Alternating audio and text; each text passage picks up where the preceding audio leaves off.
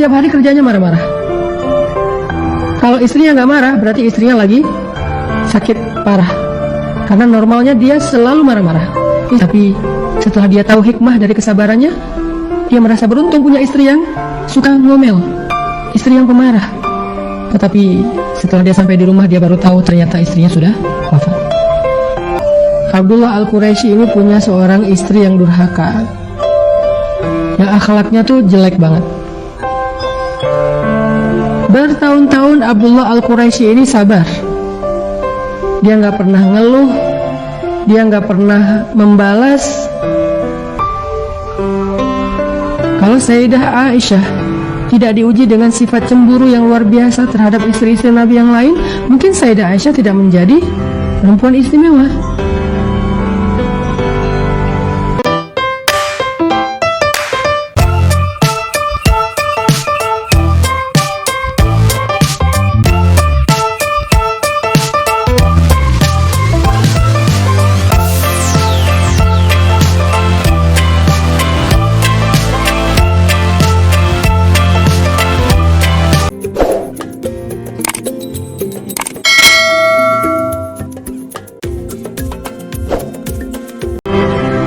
Dulu di masa tabi'in itu ada sebuah cerita, seorang laki-laki namanya Abdullah Al-Quraisy. Abdullah Al-Quraisy ini adalah seorang suami, seorang laki-laki yang punya istri sangat pemarah. Dia punya pasangan sangat pemarah. Setiap hari kerjanya marah-marah.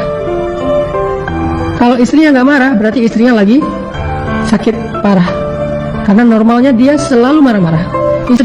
Suaminya itu dimarahin, dijelek-jelekin, dihina, dicela di depan orang banyak, bahkan sesekali disakiti secara fisik dengan dipukul atau dilempari dengan barang-barang tertentu. Pokoknya Abdullah Al-Quraisy ini punya seorang istri yang durhaka, yang akhlaknya tuh jelek banget. Bertahun-tahun Abdullah Al-Quraisy ini sabar. Dia nggak pernah ngeluh, dia nggak pernah membalas, apalagi sampai menceraikan istrinya. Dia nggak tega banget. Dia kasihan sama istrinya. Walaupun dia sedih, dia kecewa, dia sakit hati, tapi dia nggak tega. Dia kasihan. Dia hanya ngebayangin kalau diceraikan istrinya ini gimana nanti, siapa yang menafkahi.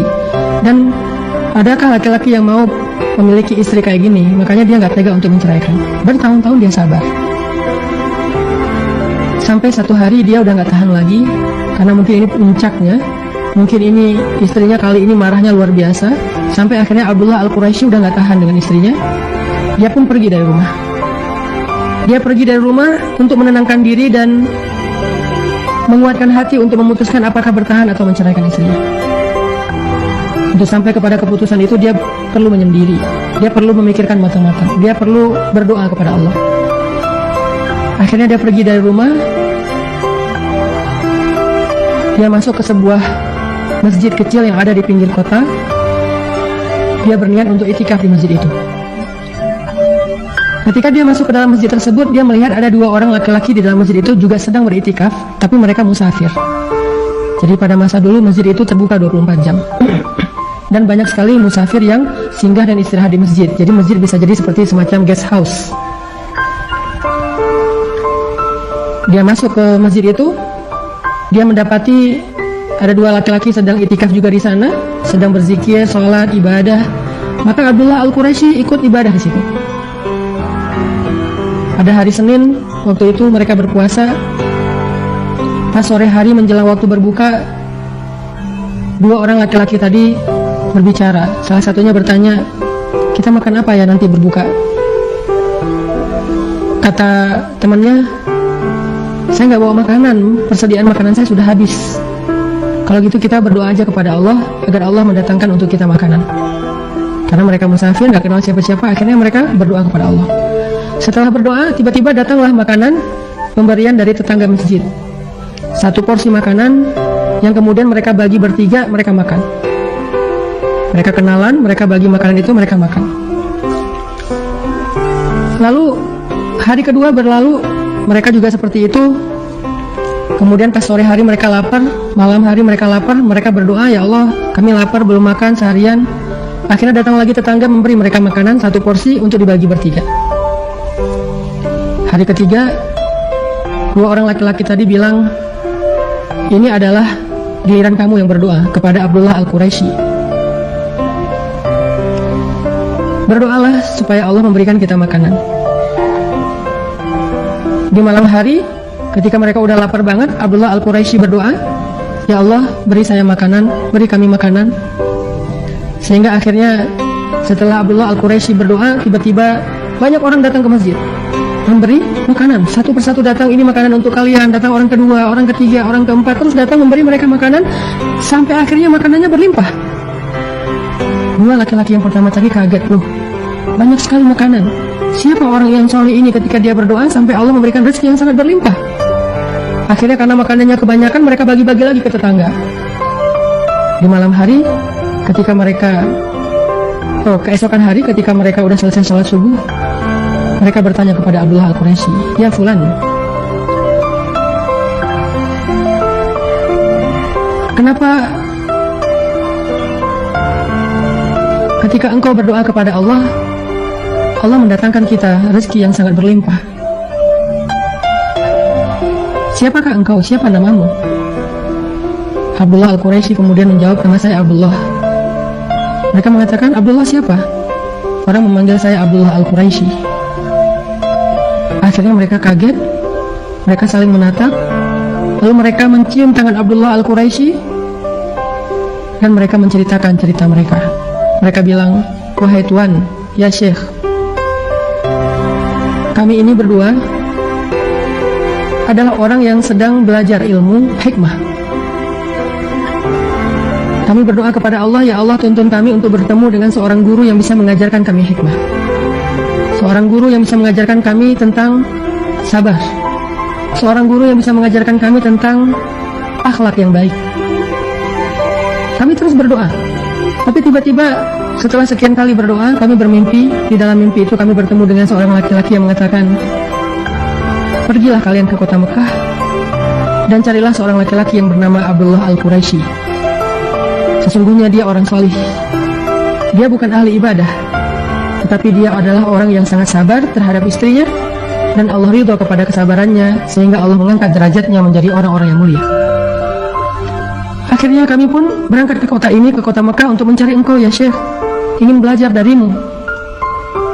Mimpi saya dengan mimpi saudara saya ini sama. Kami disuruh untuk belajar kepada seorang laki-laki bernama Abdullah Al-Quraisy, yang disebut sebagai seorang laki-laki penyabar terhadap istrinya.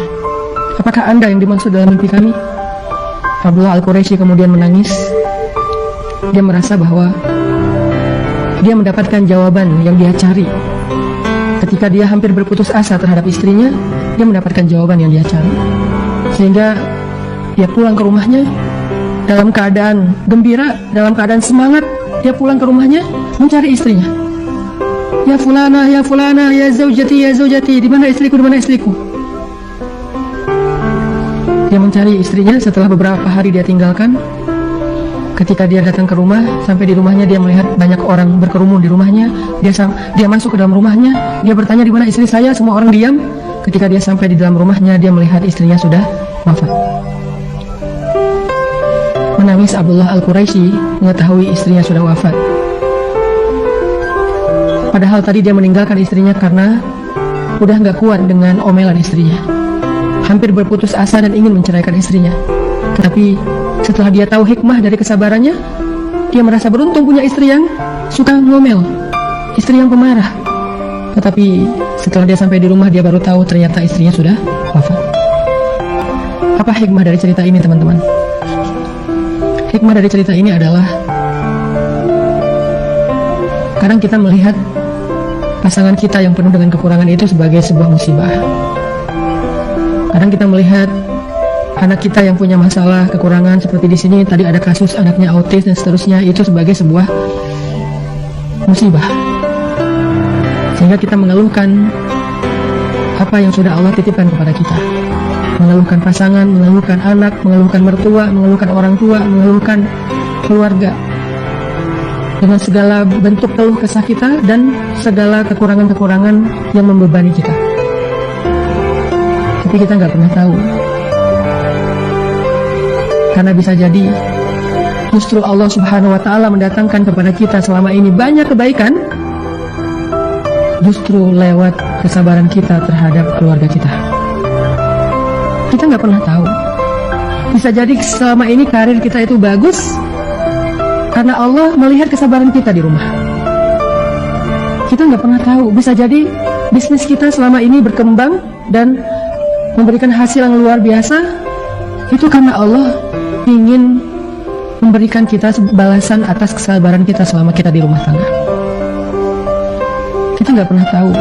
Bisa jadi kita sukses itu sebagai balasan dari Allah karena kesabaran kita di rumah. Kita nggak pernah tahu. Bisa jadi banyak dari kebaikan hidup kita itu datangnya lewat kesabaran kita terhadap orang-orang yang ada di dekat kita. Sehingga ketika kita lari dari masalah itu, ketika kita lari berputus asa dari ujian itu, mencoba untuk mencari sesuatu yang lebih nyaman, bisa jadi Allah juga akan mencabut keberkahan dan kebaikan yang selama ini Allah berikan kepada kita. Kita nggak pernah tahu. Itulah kenapa Allah Subhanahu Wa Taala berfirman, "Fa inna ma'al usri yusra." Inna ma'al usri yusra. Sesungguhnya bersama kesulitan ada kemudahan. Bersama kesulitan ada kemudahan. Bersama istri yang suka ngomel, Allah datangkan kemuliaan. Bersama seorang anak yang punya kebutuhan khusus, Allah datangkan rezeki. Bersama suami yang pemarah, Allah datangkan kemuliaan. Seperti Allah memuliakan Asiyah karena suaminya. Kalau Asiyah tidak punya suami seperti Firaun, lalu dia bersabar atas kedurhakaan suaminya, mungkin Asiyah tidak menjadi perempuan yang istimewa. Bisa jadi Sayyidah Maryam, kalau tidak diuji dengan punya anak tanpa punya suami, lalu dihujat, dicela, dihina, dibully oleh masyarakatnya, mungkin Sayyidah Maryam tidak menjadi perempuan istimewa. Kalau Sayyidah Aisyah tidak diuji dengan sifat cemburu yang luar biasa terhadap istri-istri Nabi yang lain, mungkin Sayyidah Aisyah tidak menjadi perempuan istimewa. Sayyidah Fatimah, kalau tidak diuji dengan seorang suami yang miskin seperti Ali, udah miskin, sibuk pula untuk berdakwah sehingga dia tidak memberikan nafkah yang cukup buat Fatimah. Berkali-kali Fatimah merasa berat untuk menafkahi dan membesarkan anak-anaknya sendiri, sedangkan Ali sibuk sering keluar kota untuk berdakwah. Mungkin Fatimah tidak akan menjadi perempuan istimewa. Bisa jadi keistimewaan yang kita dapatkan dalam hidup selama ini, apakah itu rezeki, karir, kemuliaan, kehormatan, yang pastinya keistimewaan dalam pandangan Allah, bisa jadi semua itu kita dapatkan bersama dengan kesulitan yang Allah berikan dalam kehidupan kita. Bisa jadi semua kebaikan hidup yang selama ini kita rasakan datangnya melalui ujian-ujian yang selama ini kita rasakan. Fa inna ma'al usri yusra. Inna ma'al usri yusra. Makanya belajar dari Abdullah Al-Quraisy, bersabarlah terhadap pasangan kita. Teruslah meminta kepada Allah agar Allah memberinya petunjuk, agar Allah memberinya hidayah. Bersabarlah terhadap anak kita. Jangan berputus asa, karena Allah yang maha menyembuhkan, Allah yang maha memberikan petunjuk, Allah yang maha mengubah segala sesuatu. Kun fayakun. Jangan berputus asa. Lihatlah di sekeliling kita. Bukankah nikmat yang Allah berikan kepada kita lebih besar daripada ujian? Sehingga ketika Nabi merasa sedih karena kehilangan putra kesayangannya, Allah Subhanahu wa Ta'ala berfirman, Inna a'tainakal kautsar. Al-Kautsar, nikmat yang sangat banyak. Allah ingin kepada Nabi, Allah ingin Nabi itu melihat nikmat yang ada di sekitar beliau, dalam kehidupan beliau jauh lebih besar, lebih banyak daripada ujian yang Allah berikan kepada beliau. Dan nikmat yang paling besar yang Allah berikan kepada beliau adalah nikmat risalah, nikmat kenabian, nikmat dijamin masuk surga, nikmat menjadi kekasih Allah satu-satunya di antara manusia yang disandingkan namanya dengan nama Allah, Al-Kautsar. Maka cobalah kita lihat di sekeliling kita, dalam kehidupan kita. Bukankah selama ini kita mendapatkan banyak kebaikan dari Allah? Lalu coba tanya ke hati kita, kebaikan yang kita dapatkan itu karena alasan apa Allah berikan kepada kita? Ibadah kita sedikit, kenapa Allah berikan kita kebaikan? Dosa-dosa kita banyak, dosa-dosa kita di masa lalu berlimpah. Kenapa Allah masih kasih kita kebaikan? Apa alasan Allah ngasih kita kebaikan selama ini dalam hidup? Coba kita tanya. Bisa jadi jawabannya, alasan Allah memberikan kita kebaikan selama ini dalam hidup adalah karena kita masih bersabar menghadapi ujian-ujian. Saya dan istri PNS di salah satu kota mulai akhir tahun 2017. Saat ini saya dalam proses digugat cerai oleh istri saya dengan alasan saya suka ngamuk, suka menyalahkan, suka menyudutkan istri. Padahal karena anak kami yang autis umur 7 tahun dan belum bisa bicara. Jadi menurut suaminya ini, istrinya menggugat cerai dengan alasan suaminya suka marah-marah. Padahal alasan lebih tepatnya nggak sanggup ngurus anak. Sehingga jangankan bertengkar, ngobrol lama aja sama istri jarang.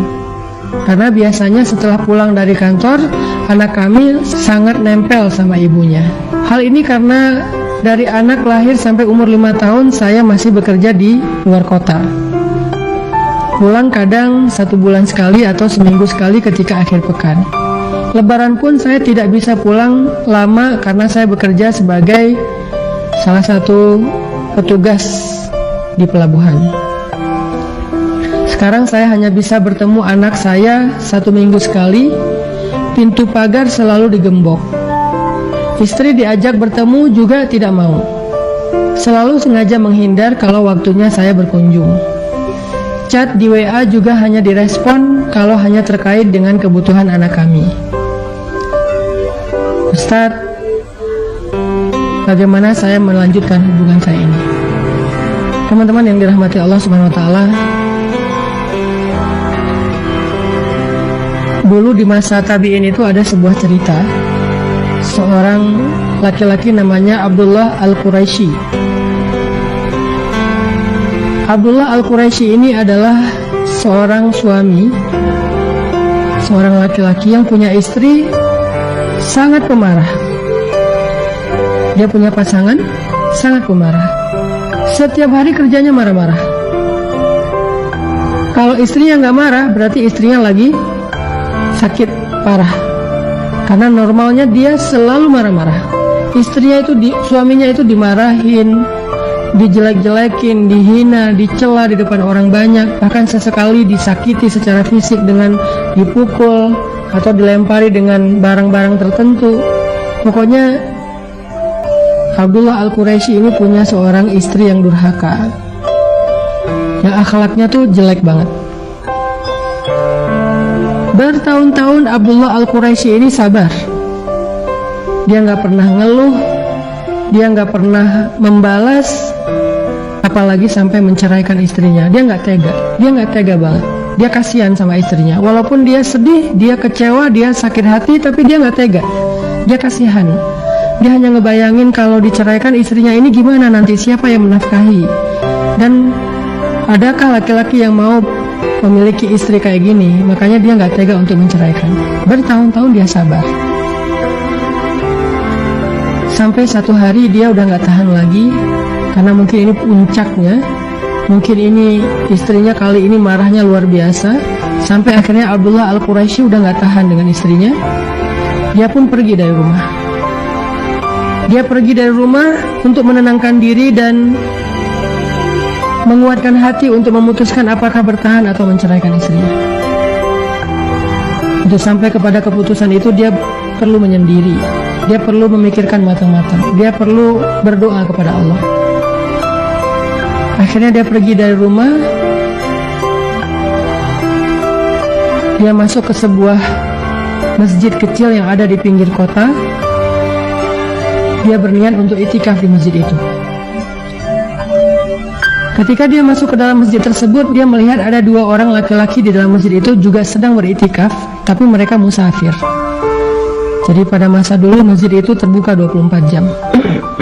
Dan banyak sekali musafir yang singgah dan istirahat di masjid. Jadi masjid bisa jadi seperti semacam guest house. Dia masuk ke masjid itu, dia mendapati ada 2 laki-laki sedang iktikaf juga di sana, sedang berzikir, sholat, ibadah. Maka Abdullah Al-Quraisy ikut ibadah di situ. Pada hari Senin, waktu itu mereka berpuasa. Pas sore hari menjelang waktu berbuka, dua orang laki-laki tadi berbicara. Salah satunya bertanya, kita makan apa ya nanti berbuka?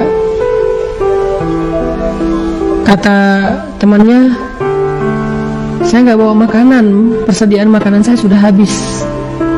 Kalau gitu kita berdoa aja kepada Allah agar Allah mendatangkan untuk kita makanan. Karena mereka musafir, nggak kenal siapa-siapa, akhirnya mereka berdoa kepada Allah. Setelah berdoa, tiba-tiba datanglah makanan pemberian dari tetangga masjid. Satu porsi makanan yang kemudian mereka bagi bertiga, mereka makan. Mereka kenalan, mereka bagi makanan itu, mereka makan. Lalu hari kedua berlalu, mereka juga seperti itu. Kemudian pas sore hari mereka lapar, malam hari mereka lapar, mereka berdoa, ya Allah, kami lapar belum makan seharian. Akhirnya datang lagi tetangga memberi mereka makanan satu porsi untuk dibagi bertiga.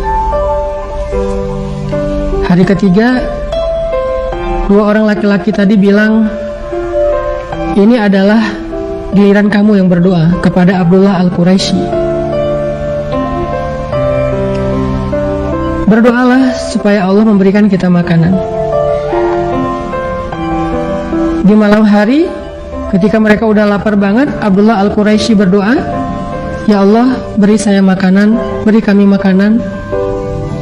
Sehingga akhirnya setelah Abdullah Al-Quraisy berdoa, tiba-tiba banyak orang datang ke masjid memberi makanan. Satu persatu datang, ini makanan untuk kalian. Datang orang kedua, orang ketiga, orang keempat, terus datang memberi mereka makanan, sampai akhirnya makanannya berlimpah.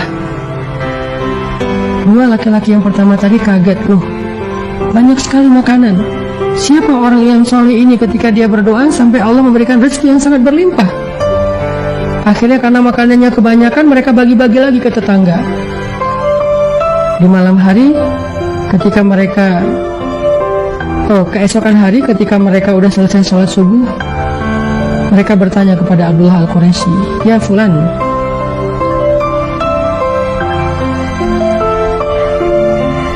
kenapa ketika engkau berdoa kepada Allah, Allah mendatangkan kita rezeki yang sangat berlimpah? Siapakah engkau? Siapa namamu? Abdullah Al-Quraisy kemudian menjawab, nama saya Abdullah. Mereka mengatakan, Abdullah siapa? Orang memanggil saya Abdullah Al-Quraisy. Akhirnya mereka kaget, mereka saling menatap, lalu mereka mencium tangan Abdullah Al-Quraisy dan mereka menceritakan cerita mereka. Mereka bilang, wahai Tuan, ya Syekh, kami ini berdua adalah orang yang sedang belajar ilmu hikmah. Kami berdoa kepada Allah, ya Allah, tuntun kami untuk bertemu dengan seorang guru yang bisa mengajarkan kami hikmah.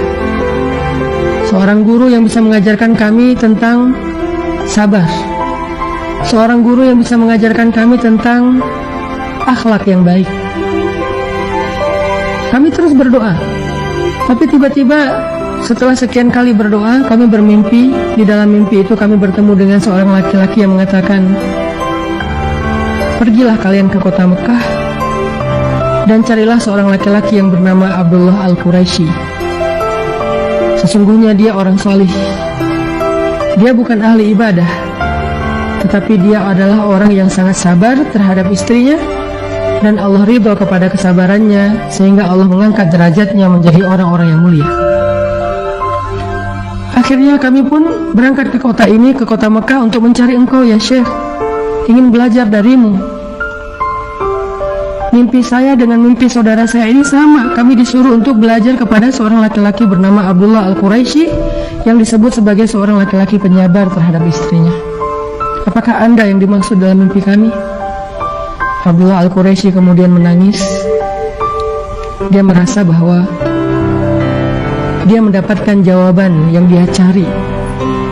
Ketika dia hampir berputus asa terhadap istrinya, dia mendapatkan jawaban yang dia cari. Sehingga dia pulang ke rumahnya, dalam keadaan gembira, dalam keadaan semangat, dia pulang ke rumahnya mencari istrinya.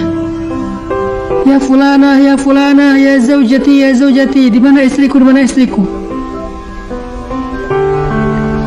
Dia mencari istrinya. Setelah beberapa hari dia tinggalkan, ketika dia datang ke rumah, sampai di rumahnya dia melihat banyak orang berkerumun di rumahnya.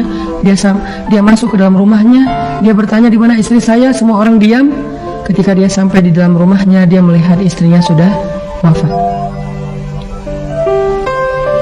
Menangis Abdullah Al-Quraisy mengetahui istrinya sudah wafat. Padahal tadi dia meninggalkan istrinya karena udah gak kuat dengan omelan istrinya. Hampir berputus asa dan ingin menceraikan istrinya. Tetapi setelah dia tahu hikmah dari kesabarannya, dia merasa beruntung punya istri yang suka ngomel, istri yang pemarah. Tetapi setelah dia sampai di rumah, dia baru tahu ternyata istrinya sudah wafat. Apa hikmah dari cerita ini, teman-teman? Hikmah dari cerita ini adalah kadang kita melihat pasangan kita yang penuh dengan kekurangan itu sebagai sebuah musibah. Kadang kita melihat anak kita yang punya masalah, kekurangan, seperti di sini tadi ada kasus anaknya autis dan seterusnya, itu sebagai sebuah musibah. Sehingga kita mengeluhkan apa yang sudah Allah titipkan kepada kita. Mengeluhkan pasangan, mengeluhkan anak, mengeluhkan mertua, mengeluhkan orang tua, mengeluhkan keluarga, dengan segala bentuk keluh kesah kita dan segala kekurangan-kekurangan yang membebani kita. Tapi kita nggak pernah tahu, karena bisa jadi justru Allah Subhanahu wa Ta'ala mendatangkan kepada kita selama ini banyak kebaikan justru lewat kesabaran kita terhadap keluarga kita. Kita nggak pernah tahu. Bisa jadi selama ini karir kita itu bagus karena Allah melihat kesabaran kita di rumah. Kita nggak pernah tahu. Bisa jadi bisnis kita selama ini berkembang dan memberikan hasil yang luar biasa, itu karena Allah ingin memberikan kita balasan atas kesabaran kita selama kita di rumah tangga. Kita nggak pernah tahu. Bisa jadi kita sukses itu sebagai balasan dari Allah karena kesabaran kita di rumah. Kita nggak pernah tahu. Bisa jadi banyak dari kebaikan hidup kita itu datangnya lewat kesabaran kita terhadap orang-orang yang ada di dekat kita. Sehingga ketika kita lari dari masalah itu, ketika kita lari berputus asa dari ujian itu, mencoba untuk mencari sesuatu yang lebih nyaman, bisa jadi Allah juga akan mencabut keberkahan dan kebaikan yang selama ini Allah berikan kepada kita. Kita nggak pernah tahu. Itulah kenapa Allah Subhanahu wa Ta'ala berfirman, fa inna ma'al usri yusra, inna ma'al usri yusra. Sesungguhnya bersama kesulitan ada kemudahan, bersama kesulitan ada kemudahan. Bersama istri yang suka ngomel, Allah datangkan kemuliaan. Bersama seorang anak yang punya kebutuhan khusus, Allah datangkan rezeki. Bersama suami yang pemarah, Allah datangkan kemuliaan. Seperti Allah memuliakan Asiyah karena suaminya. Kalau Asiyah tidak punya suami seperti Firaun, lalu dia bersabar atas kedurhakaan suaminya, mungkin Asiyah tidak menjadi perempuan yang istimewa. Bisa jadi Sayyidah Maryam, kalau tidak diuji dengan punya anak tanpa punya suami, lalu dihujat, dicela, dihina, dibully oleh masyarakatnya, mungkin Sayyidah Maryam tidak menjadi perempuan istimewa. Kalau Sayyidah Aisyah tidak diuji dengan sifat cemburu yang luar biasa terhadap istri-istri Nabi yang lain, mungkin Sayyidah Aisyah tidak menjadi perempuan istimewa. Sayyidah Fatimah kalau tidak diuji dengan seorang suami yang miskin seperti Ali, udah miskin, sibuk pula untuk berdakwah sehingga dia tidak memberikan nafkah yang cukup buat Fatimah. Berkali-kali Fatimah merasa berat untuk menafkahi dan membesarkan anak-anaknya sendiri, sedangkan Ali sibuk sering keluar kota untuk berdakwah. Mungkin Fatimah tidak akan menjadi perempuan istimewa. Bisa jadi keistimewaan yang kita dapatkan dalam hidup selama ini, apakah itu rezeki, karir, kemuliaan, kehormatan, yang pastinya keistimewaan di dalam pandangan Allah, bisa jadi semua itu kita dapatkan bersama dengan kesulitan yang Allah berikan dalam kehidupan kita. Bisa jadi semua kebaikan hidup yang selama ini kita rasakan datangnya melalui ujian-ujian yang selama ini kita rasakan. Fa inna ma'al usri yusra. Inna ma'al usri yusra. Makanya belajar dari Abdullah Al-Quraisy, bersabarlah terhadap pasangan kita. Teruslah meminta kepada Allah agar Allah memberinya petunjuk, agar Allah memberinya hidayah. Bersabarlah terhadap anak kita. Jangan berputus asa, karena Allah yang maha menyembuhkan, Allah yang maha memberikan petunjuk, Allah yang maha mengubah segala sesuatu. Kun fayakun. Jangan berputus asa. Lihatlah di sekeliling kita. Bukankah nikmat yang Allah berikan kepada kita lebih besar daripada ujian? Sehingga ketika Nabi merasa sedih karena kehilangan putra kesayangannya, Allah Subhanahu wa ta'ala berfirman, Inna a'tainakal kautsar. Al-Kautsar, nikmat yang sangat banyak. Allah ingin kepada Nabi, Allah ingin Nabi itu melihat nikmat yang ada di sekitar beliau, dalam kehidupan beliau jauh lebih besar, lebih banyak daripada ujian yang Allah berikan kepada beliau. Dan nikmat yang paling besar yang Allah berikan kepada beliau adalah nikmat risalah, nikmat kenabian, nikmat dijamin masuk surga, nikmat menjadi kekasih Allah satu-satunya di antara manusia yang disandingkan namanya dengan nama Allah, Al-Kautsar.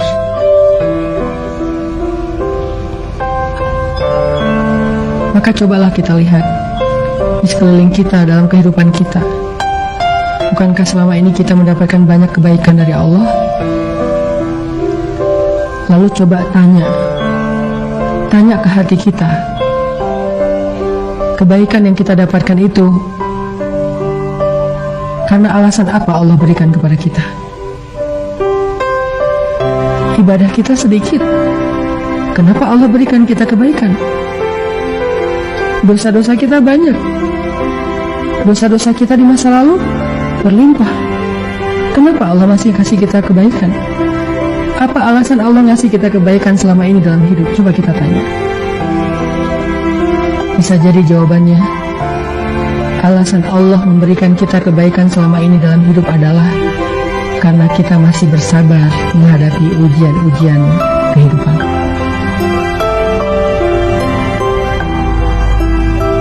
Begitu kita berputus asa, lari dari ujian itu, bisa jadi di waktu yang sama Allah juga akan mencabut satu persatu dari kebaikan hidup kita. Jangan lari dari ujian Allah, tapi berusahalah untuk mencari jalan keluar. Tapi jangan lari, jangan menghindar, jangan berputus asa.